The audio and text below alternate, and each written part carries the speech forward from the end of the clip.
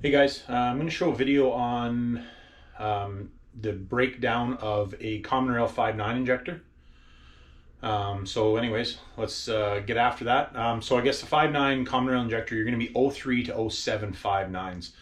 The base of the injector internally is the same on all of them.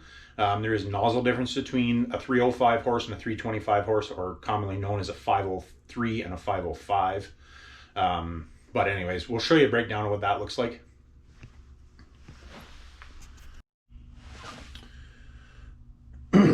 Alright guys, so here's the commonrail 5.9 injector. This one is a 505, so a 325 horse. Like I said, there isn't a lot of difference between a 503 and a 505. There is a nozzle difference, and then there is also a solenoid difference. And I don't know what the difference in the solenoid is, because they do a 503 and a 505 fire differently. But I don't know the physical difference. I've never been able to find out what the actual difference is. But there is a different part number for the nozzle and for the solenoid. The rest of the parts, the part numbers are the same. But anyways, we'll break it down here so you guys can see the difference inside. So this is the nozzle nut, which holds it on. And this stuff has to be torqued, and there is specifications for distance inside and all that stuff. But when you take this stuff apart, you can, I don't know if you guys would be able to see that, but it's like this injector is no good, but it's super dirty inside. And that's just, some of that is actually the dirt inside the nozzle, and then some of it is actually just crap inside there. But anyways, so here's your nozzle, and here is the pintle, which goes down inside the nozzle. And if you look at the end, I don't know if you guys will be able to see it in the video, there's actually a wear mark on it. But anyways, that's lots of times what happens is, so this height from the top of the nozzle to the top of the pintle, as the injector wears, it opens the clearance in the injector, and then you'll have return issues, you'll have nozzle leakage, and then when you have nozzle damage inside from the pintle smashing into it, then you'll start having nozzle leakage as well. And that will be basically on the 5.9, that's what kills the motors. Well, not always, but lots of times you'll have an injector failure, and that's part of the issue. So these pins do pull out of there. And if you are pulling this apart, if you're pulling these apart, I wouldn't recommend putting it back together. If you were going to put it back together, there again, there is steps that have to be followed, and measurements and stuff's falling out on me. But anyways, so you look at this and this, I don't know, I'll be honest, I don't know the name of some of these parts, but this is the puck and spring that actually sits right up against the pintle. So that's part of the control valve circuit. And then the control, so on the top here, you have a bunch of shims, well, I shouldn't say a bunch, a couple shims, part of the solenoid mechanism. So the solenoid actually pushes down on side of this, and then there's a shim above and a shim, or a shim above and a shim below. And then there again, there is specs for all this stuff as far as heights and stuff go. And then there is also a, as I'm dropping the stuff here, this shim should be above here, if I don't lose it. Nope, sorry. So there's that, and there's a shim. I want to say, oh yeah, that's actually the puck that holds. There's sitting here. Now this injector didn't work and it wasn't tight, so I'm wondering if maybe somebody's had it apart. But there is a little tiny ball, but I do not see the tiny little ball. I did want to show you guys the ball though. It's a super, super small ball. Let me see if I can find a different one. I don't know if you guys are going to be able to see this ball very well. It's a tiny, tiny, tiny little ball. See that little ball right there in my hand? It actually sits inside of this cup. Inside that cup right there. There again, it's super, it's there, this stuff is not very big. It's tiny, tiny, tiny. So anyways, that actually controls your, let's try and put that ball back in there. there was this injector like failed as soon as it started, so there might not have been a return ball in it. Maybe that was the issue, because like I said, it wasn't tight.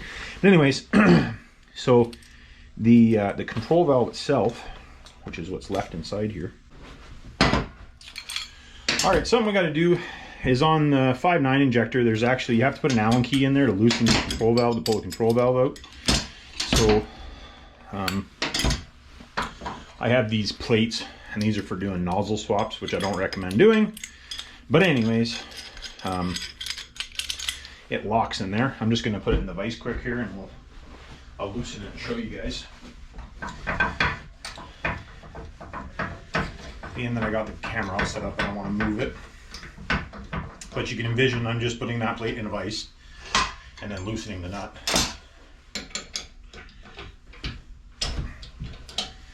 And like I said, there is torque values for all this stuff, so if you're putting it back together, it has to be torqued. Has to be torqued. So that nut literally is just there to hold the control valve in. And then show the control valve out, and that's what the control valve looks like. And so that little tiny ball actually sits in the middle, and when you have a high return, there's more than one thing. So the inside of that, where that actually sits in there, will wash out from the fuel going through it, fuel and dirt going through it, and that ball can't control it anymore. Or I guess the spec in the injector, or the overall height of movement up and down in the control valve set, is the nozzle has worn, and that control valve distance, the amount that it's supposed to move up and down, is out of spec. So just to set this stuff, I guess, how it would usually go in the injector, to show you guys. The injector, and then this.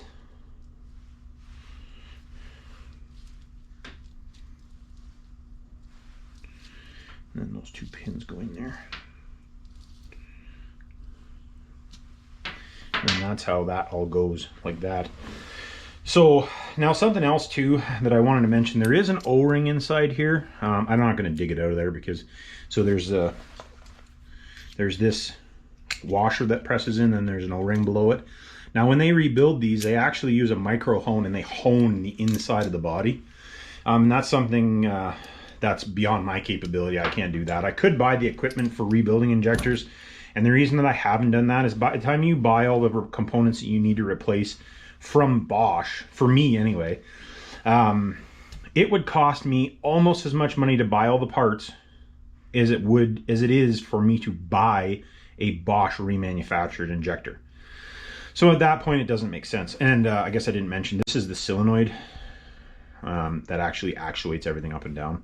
But this nut does actually come off there if someone's stuck. But so anyways, that's the breakdown of a 5.9 common rail injector. And like I said, the only difference in the earlier ones is the nozzle is different, and the solenoid does have a different part number. I don't know what the difference is, but it does have a different part number. Now this is actually one of the older style injectors. Now if this was a newer rebuilt injector, I'll pull you into this 6.7 off, because they're actually like the 6.7, the newer style ones. And that's actually something to note if you're doing a nozzle swap. This whole piece here, the new injectors, or the new reman injectors, or that type of stuff. See, if you look at that end, pull that out, this has a quantity puck on the end of it, so you can see where the nozzle,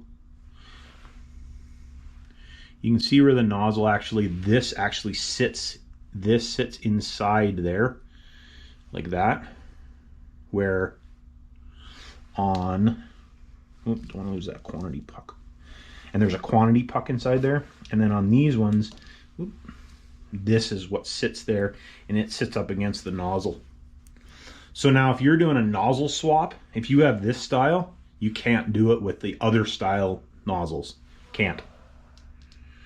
So, and then like I said, there's a quantity puck in that new style injector, and all the 6.7s are like that. But we'll just put this back in here.